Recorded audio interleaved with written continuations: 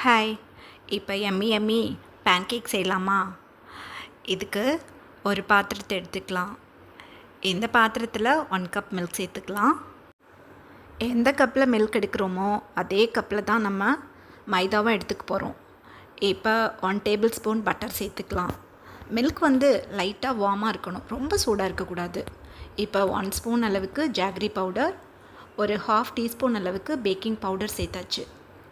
இப்போ ஒரு எக் சேர்த்தாச்சு. இப்போ 1 கப் பாலுக்கு 1 கப் மைதா, அதுக்கு 1 முட்டை. இப்போ 2 கப் பால் எடுத்திங்கன்னா 2 கப் மைதா 2 முட்டை சேர்த்துக்கணும். இதுதான் மெஷர்மெண்ட். இப்போ நல்லா மிக்ஸ் பண்ணியாச்சு இதை. இப்போ 1 கப் மைதா சேர்த்தாச்சு. இப்போ மைதாவையும் நல்லா இந்த விஸ்க் வச்சு நல்லா மிக்ஸ் பண்ணி விட்டுக்கலாம். எந்த க்ளம்ஸும் இருக்கக்கூடாது. இந்த மாதிரி நல்லா மிக்ஸ் பண்ணிக்கணும்.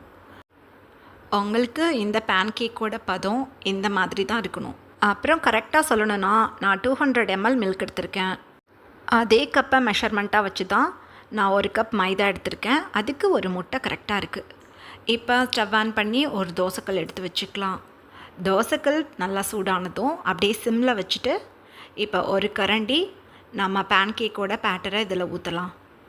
இப்போ இந்த மாதிரி பேன்கேக்கை சுற்றிலும் அப்படியே பபுள்ஸ் வரணும். அப்போ அப்படியே எடுத்து திருப்பி போட்டுறணும்.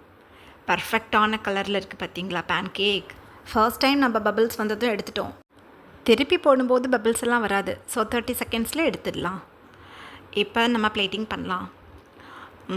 இப்போ ஒரு பேன்கேக் வச்சாச்சா, இன்னொரு பேன்கேக்கையும் மேலே வச்சிடலாம். இப்போ நம்ம இதில் ஹனி சேர்த்துக்கலாம். நிறையா டிப்பிங் சாஸஸ் இருக்குது, ஆனால் ஹனி போட்டால் தான் ரொம்ப நல்லாயிருக்கும். எனக்கு இப்படி சாப்பிட்டா ரொம்ப பிடிக்கும். ஸோ நான் பேன்கேக் மேலே ஹனி சேர்த்துக்கிட்டேன். உங்களுக்கு என்ன டிப்பிங்ஸ் வேணுமோ அதை சேர்த்துக்கோங்க. அவ்வளோதான், நம்ம பேன்கேக் ரெடி. நீங்களும் செஞ்சு பார்த்துட்டு எப்படி இருந்ததுன்னு கமெண்ட்டில் சொல்லுங்கள்.